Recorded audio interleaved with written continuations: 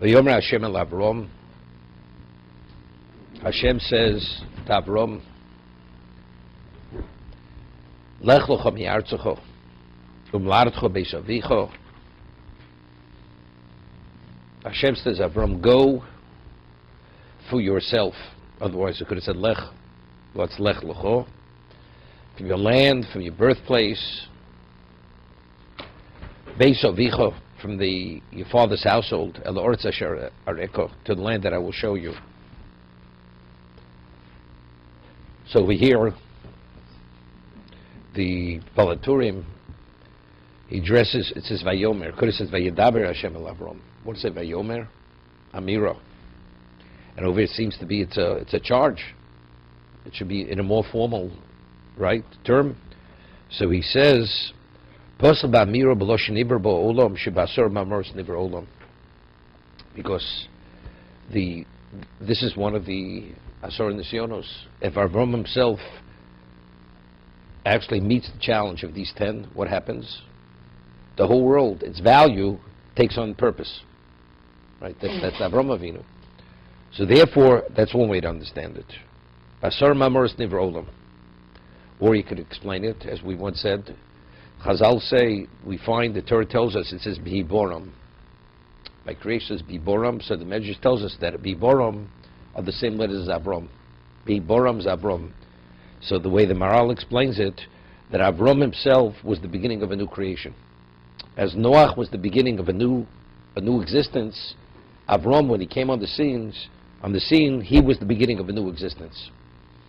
Meaning what he was able to bring into being did not pre-exist himself. So it's very good. Vayomer, so this is the beginning. Vayomer Hashem, this is Asar Mamoros Nivra Olam. Because this all contributed to the Hibarom of Avram Avinu.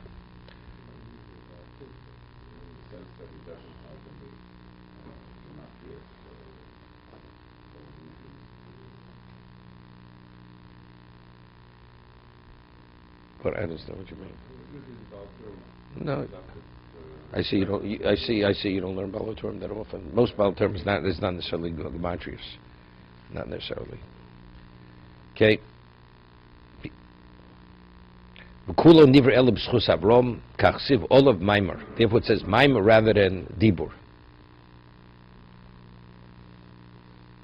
See, I question even his point, because a test is not a Lech Lecha, even though it's expressed as a charge, but factually he had no obligation, right?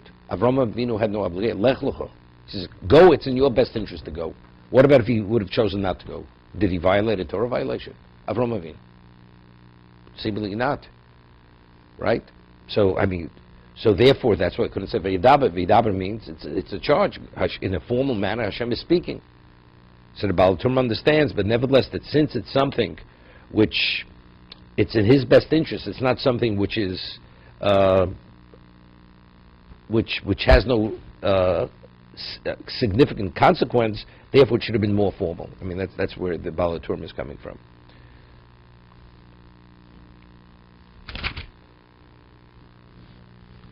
There's a question which the Orach Chaim HaKadosh asks. Seemingly, when you leave your birthplace, you leave your household, then you leave your birthplace, then you leave the country. You're born wherever you're born. You leave your family. After you leave your family, you leave your birthplace. That's your community.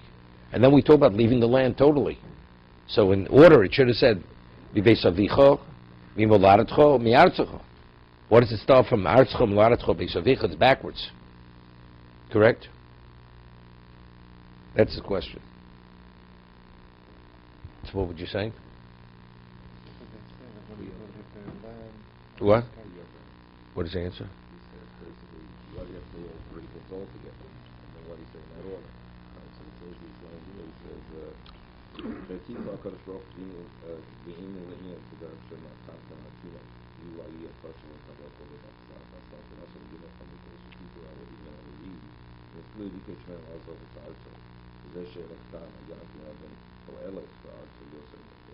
Yeah, but if you're leaving your land, you're leaving your family, aren't you?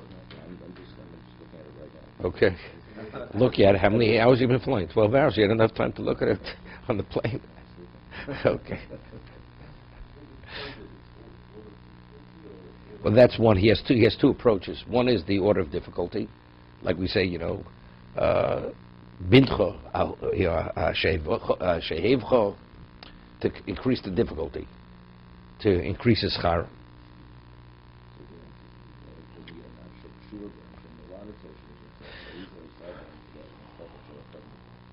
I mean, in other words, it's not necessarily in the order that it is, but it's the order of what is more difficult. It's less difficult. That's the Rechaim HaKodesh. He says, there's a pain, separation. It's easy to separate from your land than from when you mention from your birthplace. Pradis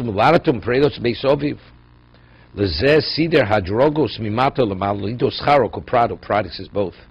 Is bintcho. It's more general. No, but I understand that's his original question. Encompasses everything. The answer, but still, in terms of the way a person processes it, your land, when you think about your family, you speak about your birthplace, it's more difficult. Okay? Rashi, Lech Lecha, La Noscho Tovoscho. Lecha, it's in your best interest. Otherwise, you could have said Lech. V'sham Escho L'Godol, there you will become a great nation. Kani Atozoch Labonim, here you will not have children. V'od Shodia Tivcha Bolam, you'll have renown in the world.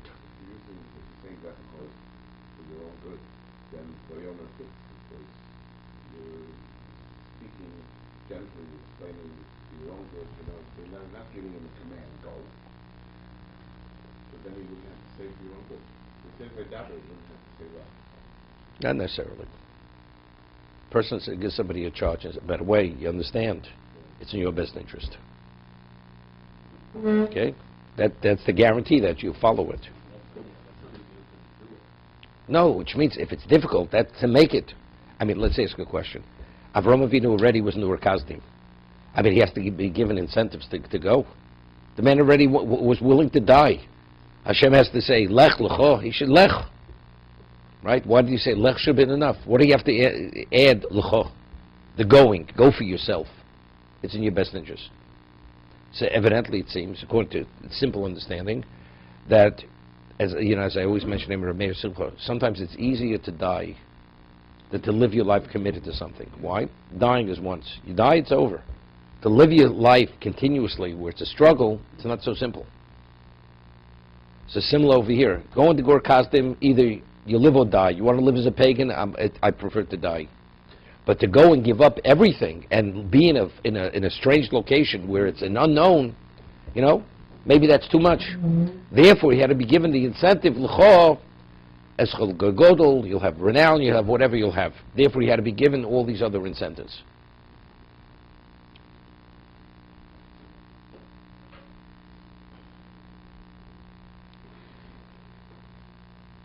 Or you could say the reason why he gave him the incentive is because, to see the way the Orach Chaim HaKadosh learns later, it says, Vayas Avram kashetzivo so Elokim. Where is it?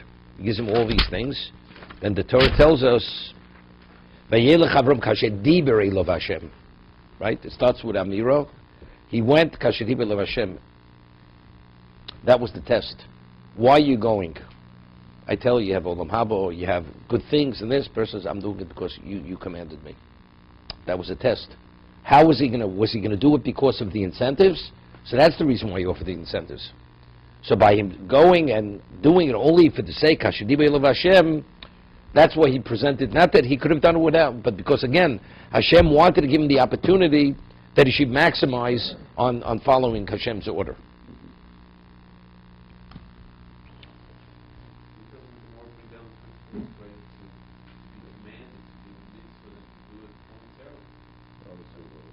Yeah, but he is commanding him here. He is commanding. No, but Yedaber, no, but it says Yedaber. So again, where was it? Where was it? So evidently in the Amira, from here you see that there was a Dibur. Otherwise, what is Mekashe Dibur of Hashem? Hashem never was Dibur. He was Omar. The answer is no, the Omar was Dibur. But the Dibur was with incentives. But it was Kashe Dibur of Hashem as if it was a command without the incentives. Otherwise, it's contradictory. Here it starts with Amira and it concludes with Dibur. So therefore, it's a mitzvah. It's like a mitzvah also.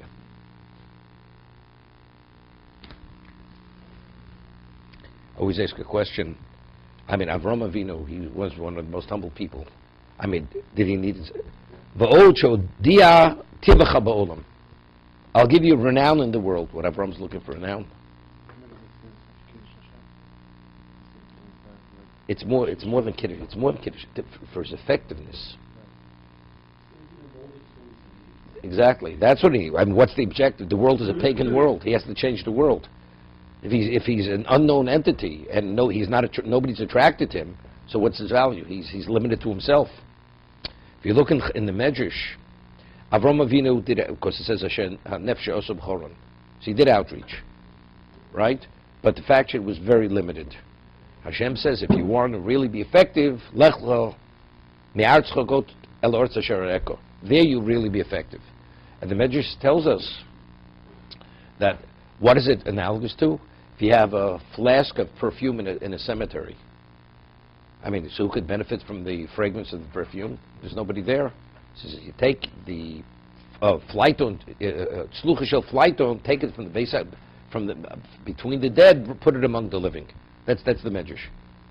So which means people because there you'll be able to impact people.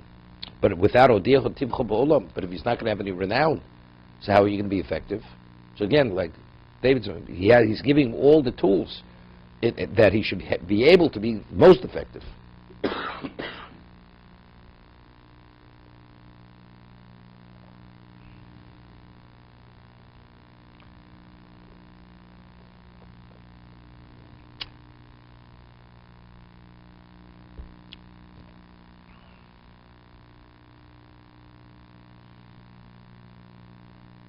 You know, there's an expression in the olden days, unless you buy a house that's 100 years old like Alan, you know, there you have a chimney, so you need a chimney sweeper, right?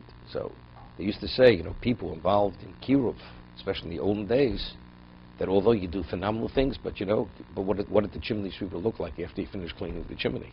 He was coated with soot. So by exposing yourself to the world, maybe you're better off staying, you know, in a protected environment rather than exposing yourself to the world, right? You have to be worried. No, it's a legitimate argument. So it depends who the person is. Firstly, it depends who the person is. So, not everybody's cut out for it. Not everybody's cut out. People are, and they're totally compromised. So maybe, but Avram is being told up front that he's going to succeed. I'm giving you all the tools you need. Firstly, Avram lived in the pagan world. So the influence of Eretz Yisrael is no worse, Eretz Asher Areko is no worse than where he is. Whether it's Choron or it's in wherever he is. The whole world is the same world. But in addition, Hashem is telling him, you're going to have everything that's needed to succeed. That's what he's being told over here. Besides being a different person, he was different than Noach. Noach needed the Sad, as we had last week's Pasha. As a Lukim Salech Noach. Right? He needed that assistance. Avram didn't need. He was self-motivated. He affected people. People did not affect him. It was the other way. But I'm saying, but just to reinforce that, Hashem is giving him all the tools up in advance, telling him that whatever is needed to be successful and effective, you're going to be given that. That's what he's told. But how do you know what your tafkid is? Avram is being told what his tafkid is. Right. So yeah. Some people are in certain fields, especially when it comes to the spiritual, they don't belong there. There's certain educators, they don't belong in the educational field. There was a story where Rav Shach, Zeichet Tzarak Lebrocha, there was a Rebbe, he was totally ineffective. He was destroying students. But he was a man already in his 50s. A man in his 50s, if he's fired, sent off, could he earn a living? I mean, where's he going to find a job? Right? He's not finding a job. So they went to Rav Shach, and they asked him the question. No, it's simple. Man has a family, supporting, put him out on the street without a livelihood. And Rav Shach was a very down-to-earth person. And the way he expressed himself, something was like astounding. And he spoke Yiddish, spoke Hebrew, spoke Yiddish. So he says, you know, if we let him go, Evan Nishoben came bread says, he's not going to have bread to eat. So he says, soll essen the Fleisch von der Kinder? So what, he should eat human flesh? He should eat the flesh of the kids? He should destroy children because he doesn't have bread to eat? How does that justify it? Send the man off. You understand? Certain people don't belong in certain fields. What qualifies you? Well, I think I'll be a good teacher. I'll be a principal of a school. Why? What do you think you'll be such a friend? Because I got myself a degree in whatever it is, PhD in education. Therefore what? But it's a disaster. Right? So then everybody's cut out because they think they're cut out, because they think that that's where they belong.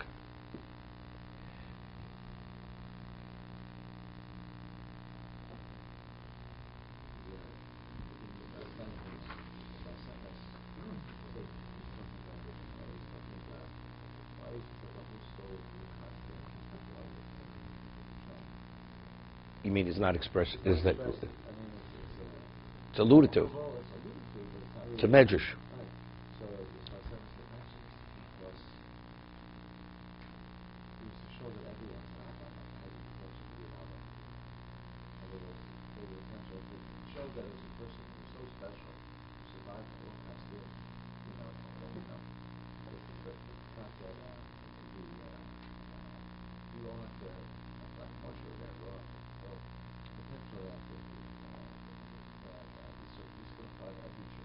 So that is again, so the Kur Kasdim is only alluded to teach us what? I mean, I understand. Just tell me the message. I had a message. Every Jew should do whatever he could do, what he has to do. Because Abraham was so special. He survived the kill, and then all of a sudden, okay, so he's such a special person, that he's giving all the children. He's already so special, he's one of a kind. Okay, he was one of a kind, but factually, I mean, if that message is not taken right, everybody's challenge, well, what's one person's challenge is not somebody else's challenge. Either... No, but if it was meant, in other words, if it was meant, there's a message that it's not part of the Torah. It's not part of it. It's alluded to. It's such an amazing miracle. It's such an amazing story. Twice and it's said explicitly. It's repellent. Of course, it's not relevant. Maybe it's not because it's not relevant. It's not relevant. It's not, first, according to many of the Mepharshim, it's not even one of the tests. Or Kazdim is not even the test. So if it's so amazing, why wasn't it a test? Right, okay? Okay. So evidently we're not going according to that. Okay? So why isn't it mentioned? So again, I don't understand. So it's not mentioned to teach us that what? It's to downplay that everybody has relevance to that. Is that what it is? It's to downplay it. Maybe it's a message. But everyone has missions in life. Everyone has, it's so cruel, so it's like it's not. Yeah, but again, how does the word Kazdim not being explicit, how does that communicate that message? Abraham is special is unbelievable person. Who survives miraculous. Maybe I'd say for Avram, maybe for Avram, that was considered nothing compared to the other things he did. Therefore, the Torah downplays it. I mean, throughout history, Jews gave their lives, correct? But in other areas, they failed. So evidently, you see, giving your life is one thing. Other areas, living as a proper Jew is something else. There was a famous story during Tisha B'Av. They tell over Holocaust stories that there was a person, I once mentioned it, he was a mayor in a town in Poland, and he looked like a Pole, and he was like a rabid anti-Semite. He would come in on his white stallion. He had this mustache like a real, Stalin wasn't a Pole, but he was a Jew. Yeah, but he had that certain persona, and the Jews, they literally, they shook in their boots when he would come into town. When the Nazis came, they trusted nobody, and they would check in the person's background, into his pedigree. Is he Jewish? How is he a quarter Jew, a half a Jew, whatever it was? And they called him and they said, "Are you a Jew?" So they asked, "How could he be a Jew? This man has been terrorizing Jews for years, and he beats them up and he has them tortured. How could he be a Jew? We won't bring him in. Are you a Jew?" No, wasn't enough. So could you prove you're a Jew? Not a Jew? He says no. So what they did was they took a Sefer Torah and they told him to trample on it. Couldn't trample on it. That he couldn't do. That he could mistreat Jews and terrorize Jews and whatever it is and live like a Pole, not a problem. But to be able to trample on the Torah, that he couldn't do. And they killed him on the spot. So you see, so I'm saying, to go into the kiln Not to be become the pagan, to live, that I'm willing to die. But other things, that I could do. This I can't do. This person definitely done a Kiddush Hashem. Definitely done a Kiddush Hashem. There's a famous word from Chaim Voloshin. He writes in the Ruach Chaim, his commentary on Pirkei Avos, that the reason why every Jew has the ability to give his life and not to be the idolater is because of what Avram Avinu did.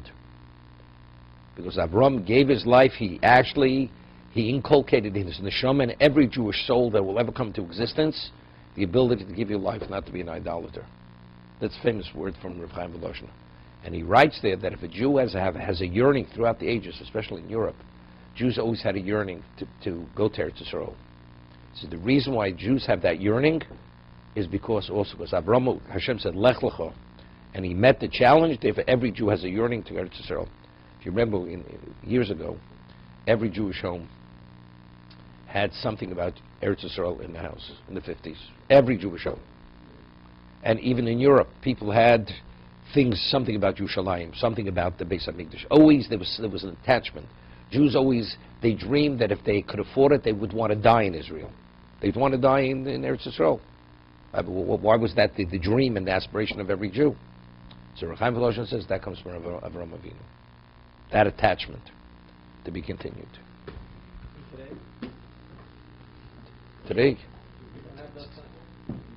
everything's watered down. Today, everything's diluted. I don't know. There's so much distraction.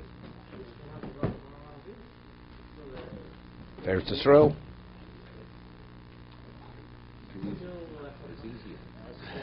Yeah, you only appreciate what you don't have. What you have, is available. You're right.